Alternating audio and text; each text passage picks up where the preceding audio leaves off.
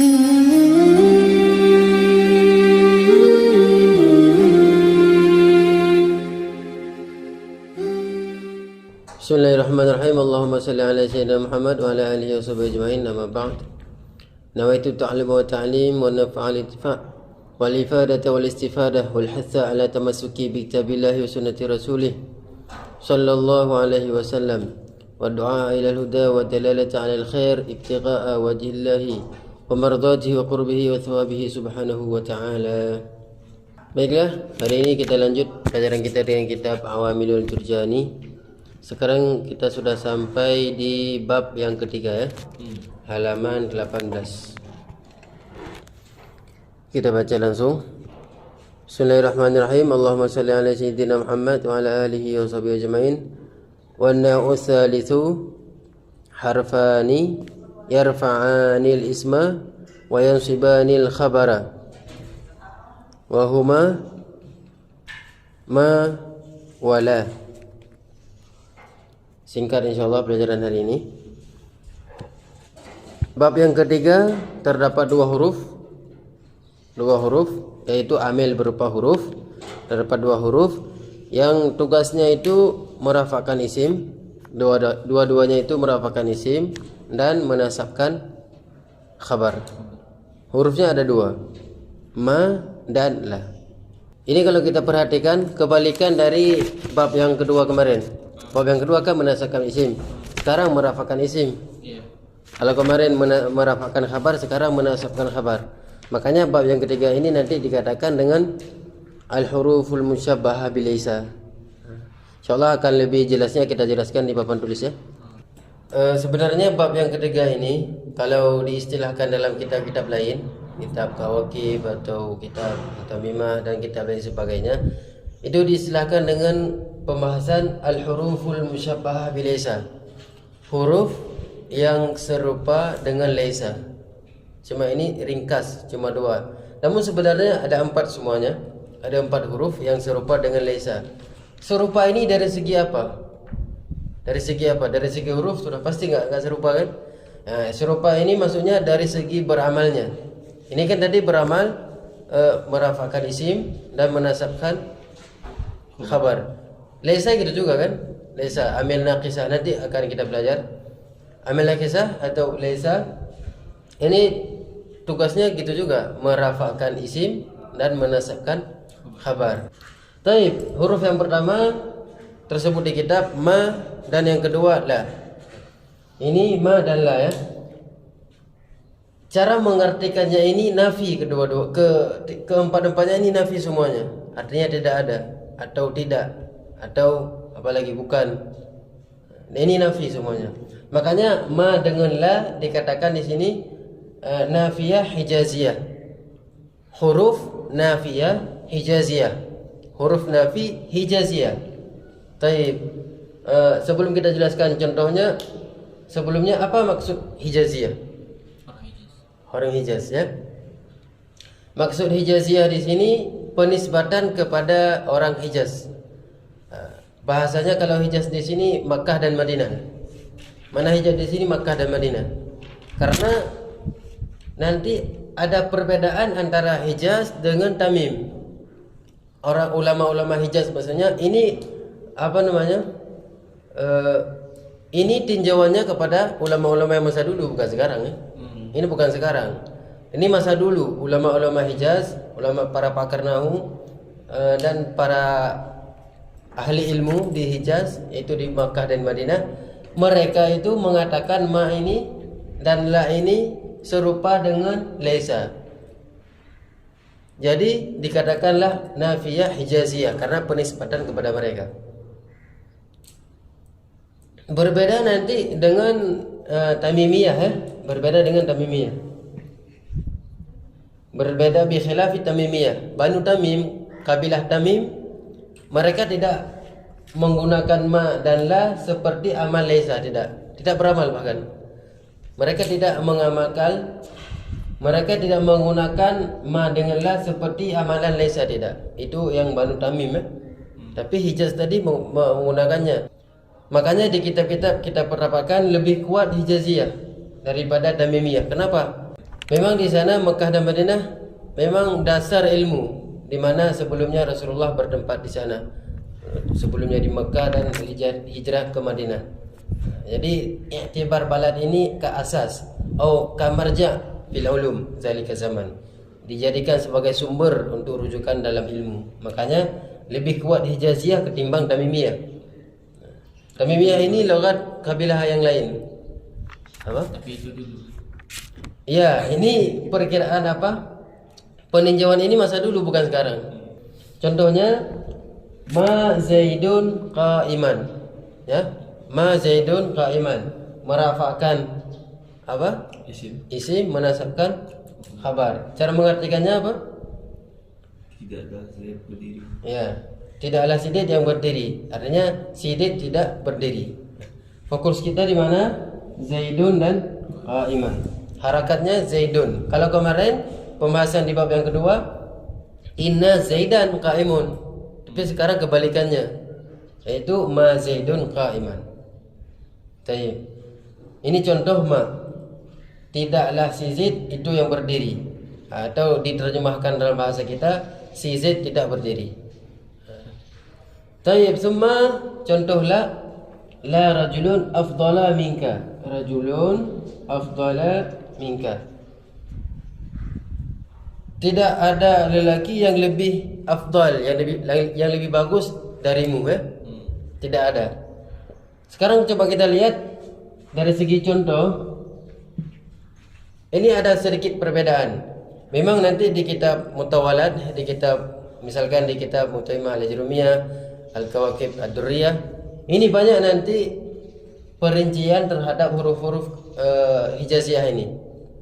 Terhadap huruf-huruf yang 4 ini ada perincian khusus.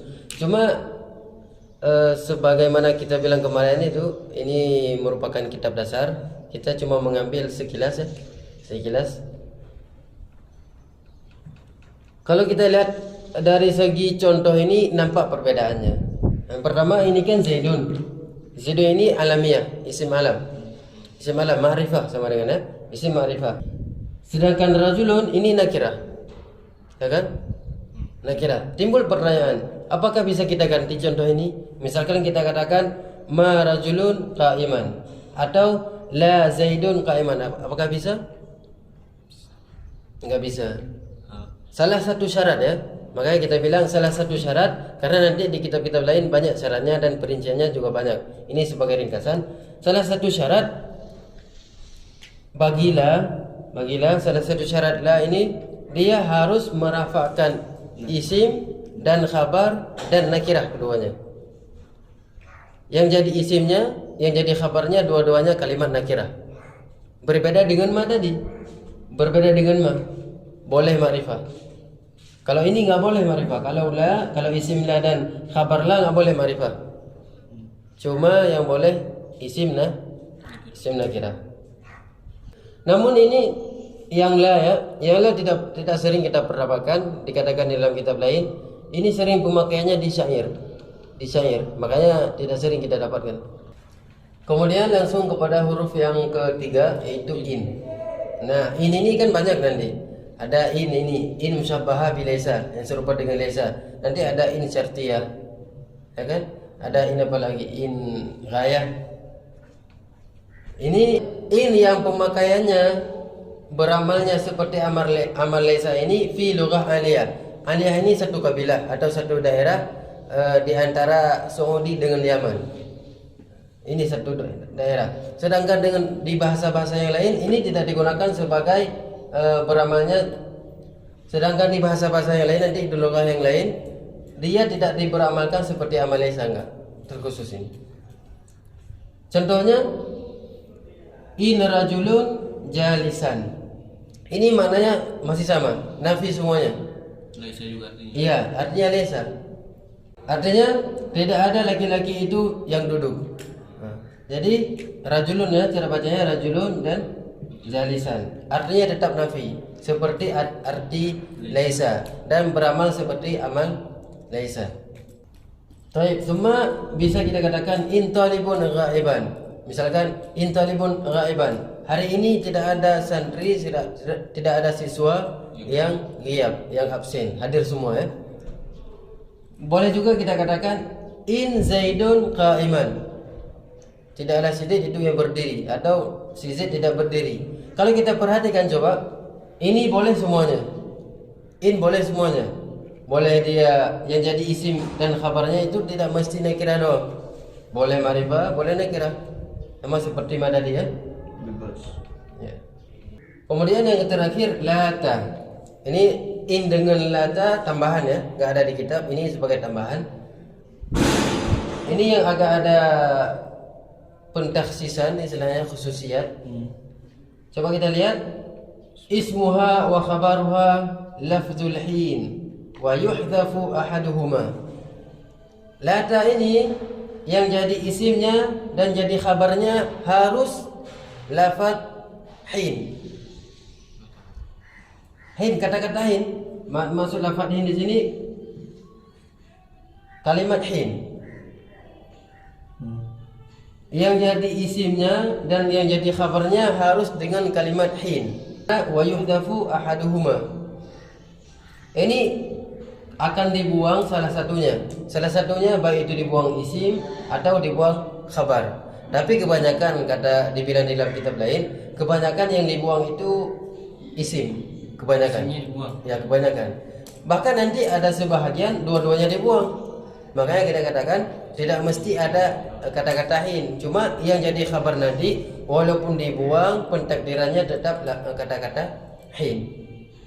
Baik, kita lihat contoh supaya lebih jelas. Ini contoh di dalam Al-Quran. Fanadau wala tahina manasin. Ini dalam Al-Quran. Bisa kita lihat di surat Shad ayat 3 ya.